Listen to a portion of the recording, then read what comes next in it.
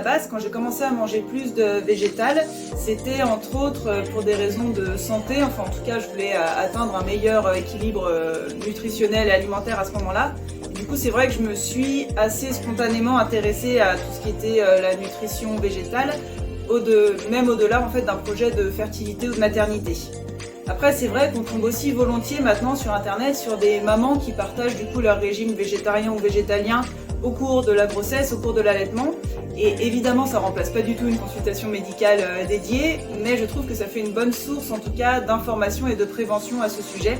Et je pense qu'il s'agisse de devenir végétalien, végétarien ou simplement de manger un peu plus de végétal au quotidien, c'est intéressant de s'intéresser justement à la nutrition à ce sujet-là et à l'équilibre des assiettes végétaliennes.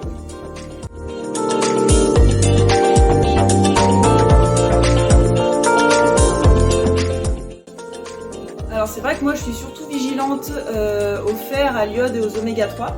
Alors l'iode et les oméga 3 parce que je mange pas de poisson et du coup c'est des choses qui sont absentes de mon alimentation.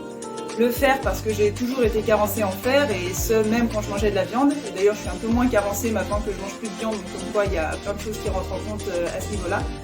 Et le dernier élément auquel je fais attention, ça va être la vitamine B12 parce que ça c'est une vitamine qui est absente du règne végétal et donc il est important dans tous les cas de se supplémenter.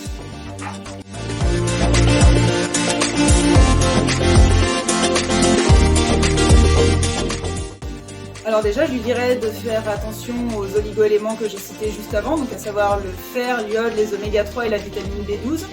Ça peut être des choses intéressantes à savoir pour ensuite enrichir son régime en minéraux, oligo-éléments qu'on sait manquants pour nous. Donc moi par exemple, pour le fer, je mange plus de légumes à feuilles vertes, plus de légumineuses, notamment les lentilles.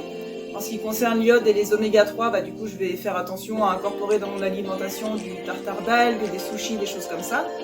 Pour la vitamine B12, il faut de toute façon se supplémenter. Et ensuite, ce qui est intéressant aussi, c'est éventuellement d'être accompagné par un diététicien, nutritionniste ou naturopathe, parce que c'est vrai que tout seul, parfois, c'est des choses un peu compliquées à faire.